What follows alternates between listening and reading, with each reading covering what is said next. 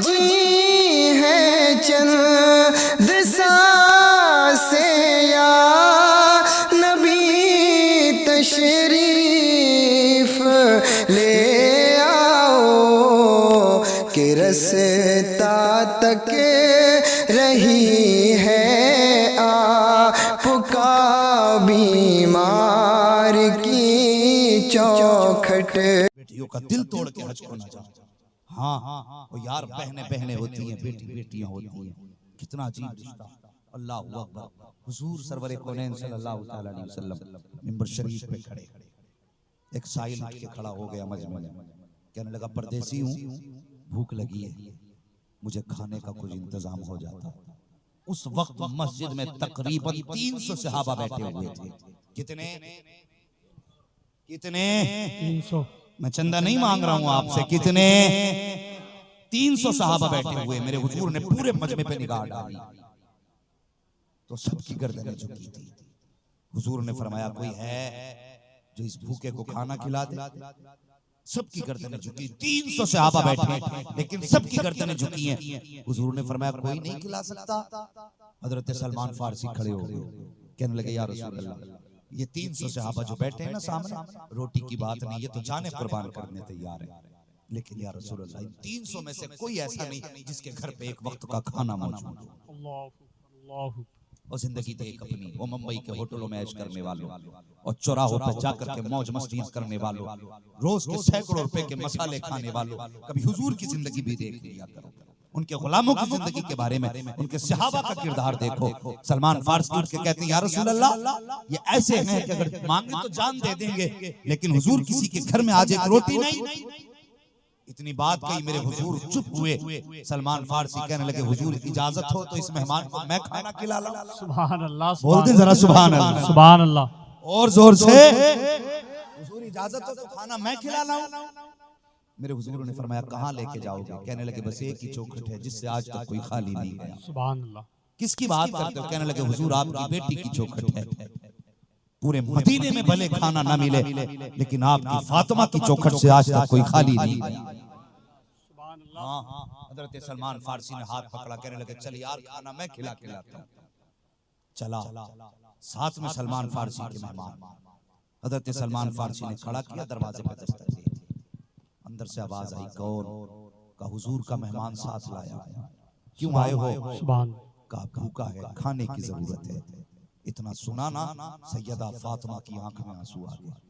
कहने लगी सलमान चाचा, तुम मेहमान लेके आए हो, मेरे शहजादों ने 3 दिन से एक लुकमा नहीं खाया है।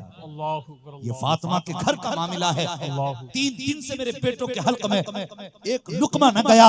3 दिन हो गए बेटे जमीन पे लेटे हुए हैं। जब इतना सुना, सलमान फारसी की आंख में आंसू आ गए। कहने लगे सैयदा मुझे पता न था, माफ कर देना। बस इतना कह के जब वापस पलटे, अंदर से सैयदा की आवाज आई, चाचा सलमान जरा ठहरो, दरवाजे से खाली चला जाए, कि हमारे घर की रीत नहीं है। कहा बेटे 3 दिन के फाके से हैं, लेकिन फातिमा मेहमान को वापस बाद में भेजेगी, पहले खाने का इंतजाम करके खाना खिलाए। और कोई छोटी बात ना थी। और तेरे दरवाजे पे मेहमान आ जाए और तेरे आगे खाना रखा, कहता अंदर रख दे वरना ये खा जाएगा। एक वो थे, दरवाजे पे भूख आ गया, कहने लगे जरा ठहरिए। अंदर गई, सुने बड़े दिल से बात, अंदर गई, चादर निकाली।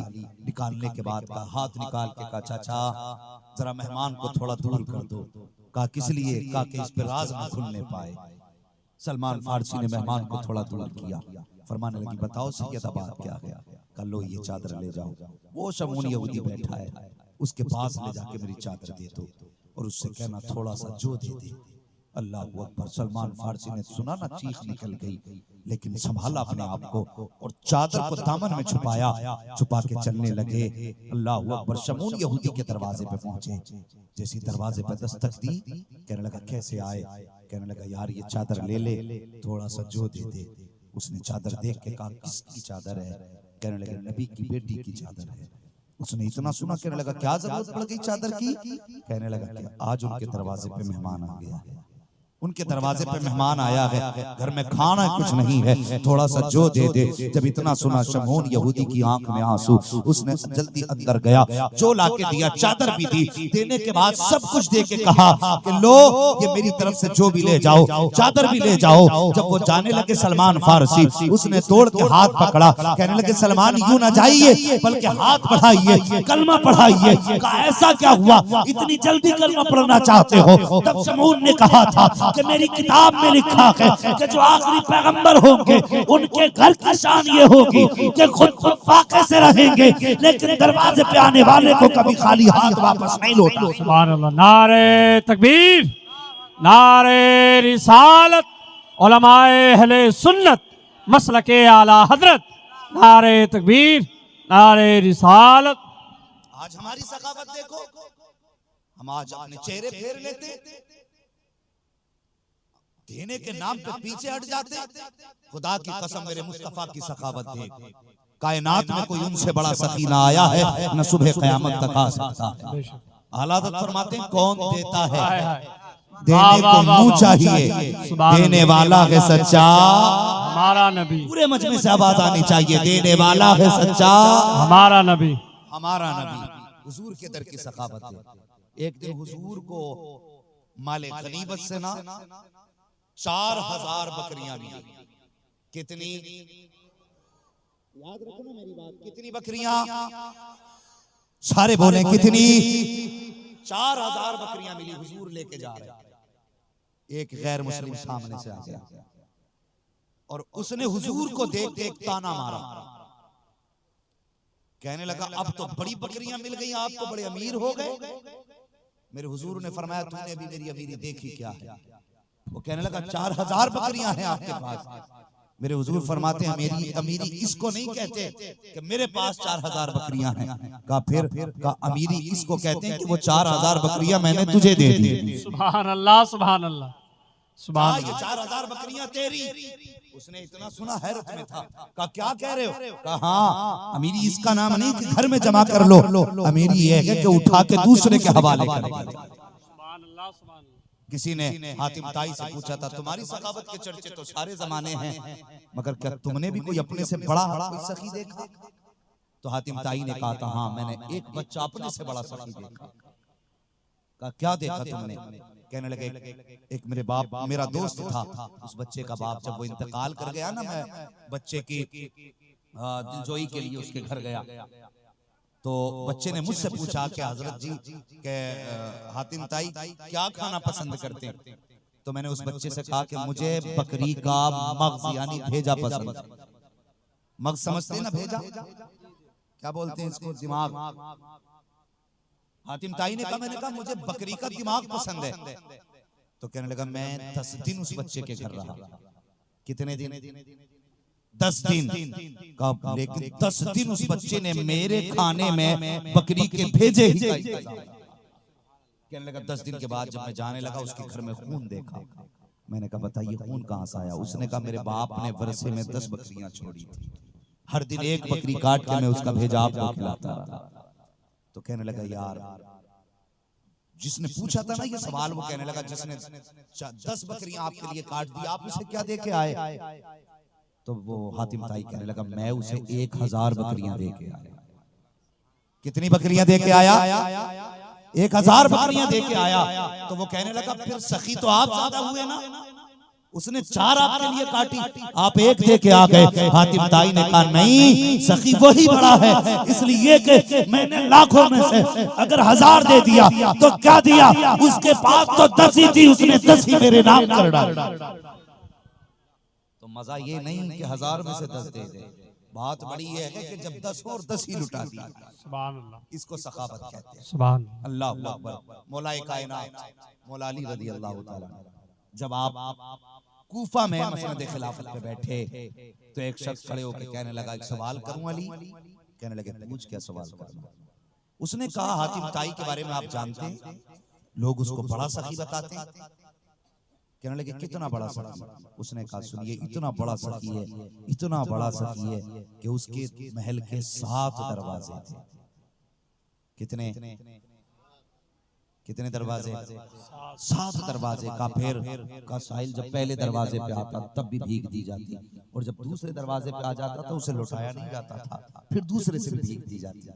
का फिर तीसरे पे पहुंचता, वहां से भीख मिलती। का फिर चौथे पे पहुंचता, वहां से भी भीख मिलती। का 7 दरवाजों से भीख दी जाती, लेकिन लौटाया नहीं जाता। अल्लाह अकबर। कहने लगा उससे बड़ा सखी कौन था?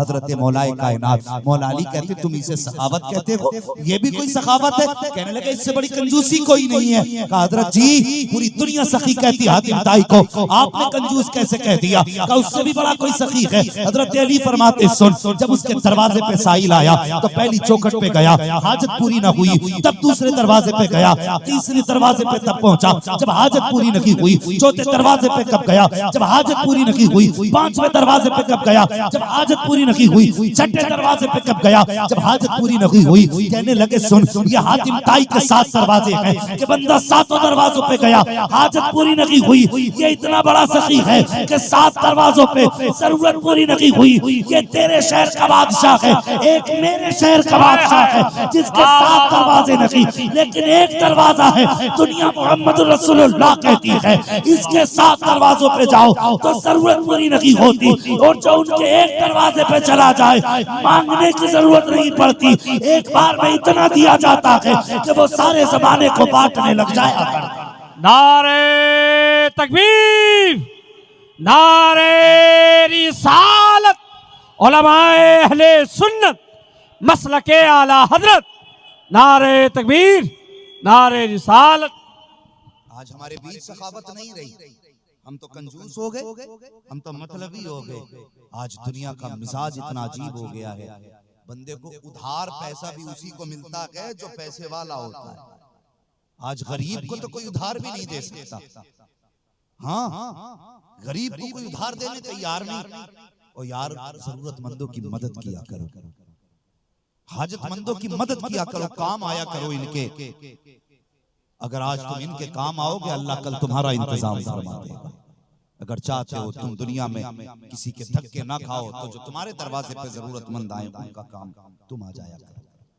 हाँ भाई, बड़ी तकलीफ होती है आए दिन समाज के अंदर, बेटियों पे जुल्म, अपनों पे जुल्म। अगर कोई भाई पावर वाला है तो गरीब भाई को मसलने पे लगाए। हमारे बीच इतनी नफरतें हो गई, और पहले से दुनिया हमारे पीछे पड़ी है, लेकिन हम हैं कि हम खुद अपनों के पीछे पड़े। अगर कोई ताकत वाला है, पावर वाला है तो एक दूसरे को मारने पे लगाए, मसलने पे लगाए कि बस किसी तरीके से काम हो जाए, मैं इससे आगे निकल जाऊं। तो कितने आगे जाना चाहते हैं? याद रखो, कितने भी दौड़ लो, टारगेट सिर्फ एक कब्र है, इससे आगे कोई मंजिल नहीं है। जितना चाहो भाग लो, लेकिन जाना आखिरकार कब्र ही में है। मौत अंजाम है, जितना चाहो भाग लो, जितना चाहो दौड़ लो, कुछ नहीं हो सकता, आखिर मरना है, आखिर मौत है।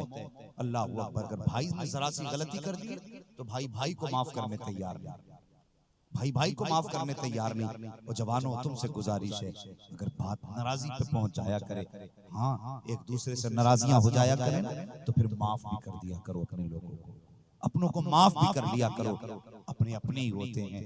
अगर ये चले जाते हैं ना तो फिर कोई प्यार से आवाज देने वाला तक नसीब नहीं होता, प्यार से कोई बुलाने वाला तक नसीब नहीं होता।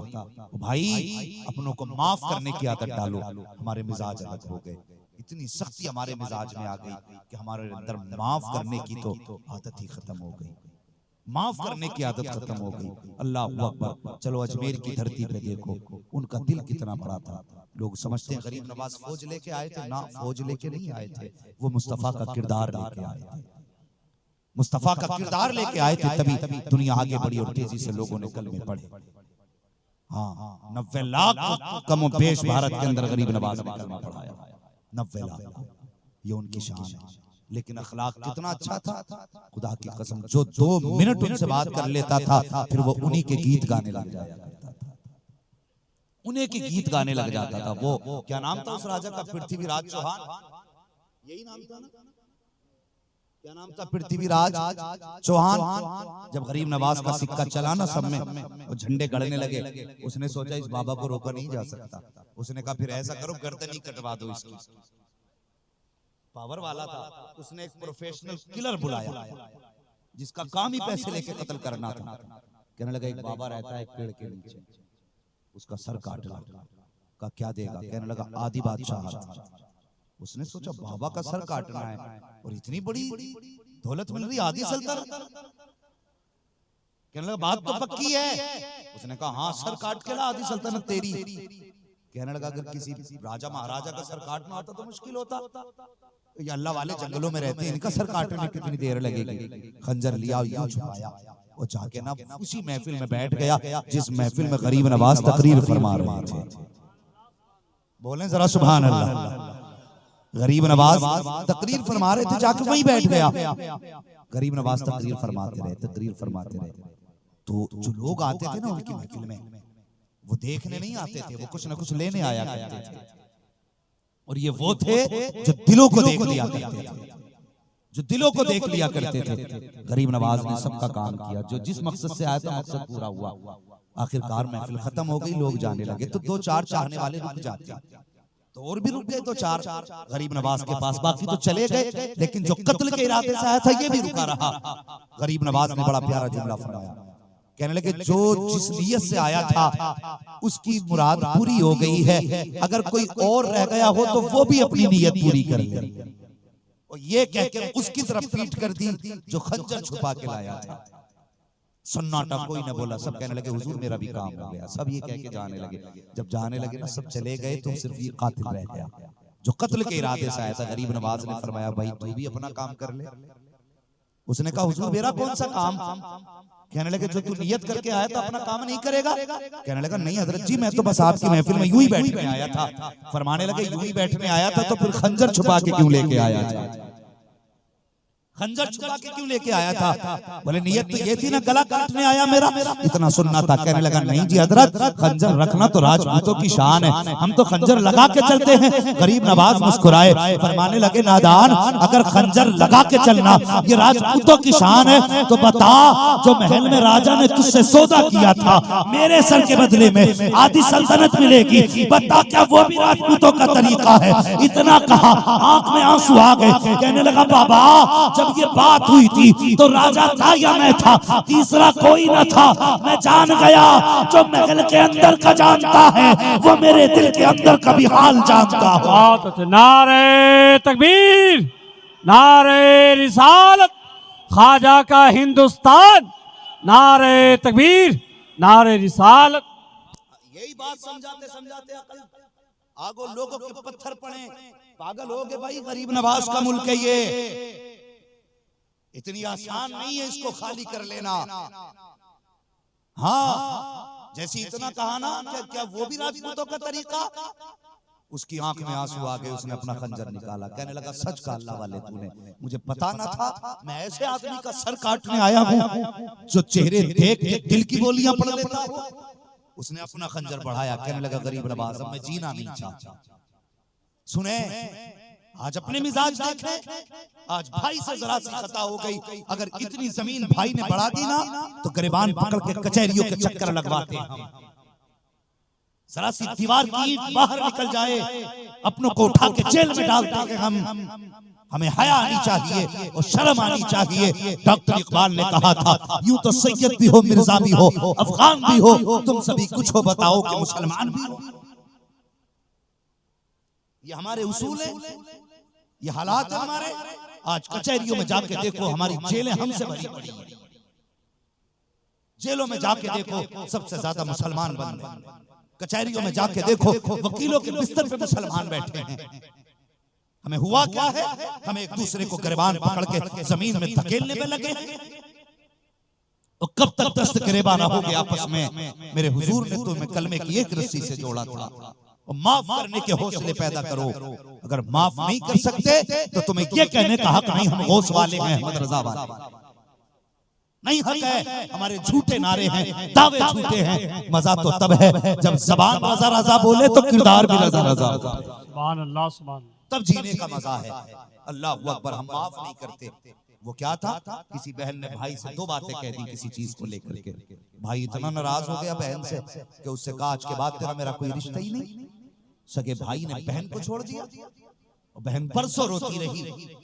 मगर बहन के लिए भाई की आंख में एक आंसू तक नहीं आया। हम इतने बड़े मतलबी हो गए। और जब बहन आई भाई के दरवाजे पे कि मेरे बेटे की बारात जाने वाली है, मेहरबानी कर जरूर आना। उसने कहा नहीं, मैंने तुझसे रिश्ते ही खत्म कर दिया है, अब तेरा मेरा ताल्लुक ही खत्म हो गया। क्यों खत्म कर दिया ताल्लुक? कि तूने ये कहा था मेरे बारे में। तो उस बहन ने अपना सर का दुपट्टा उतारा, कहने लगी भाई अब तक जो नाराजगी थी ये तेरे मेरे बीच थी, अगर शादी में तू नहीं आएगा दुनिया देखेगी और कहेगी इसका सगा भाई नहीं आया, लोग मेरे नाम पे थूकेंगे, मेहरबानी करा के मेरी इज्जत बचा ले।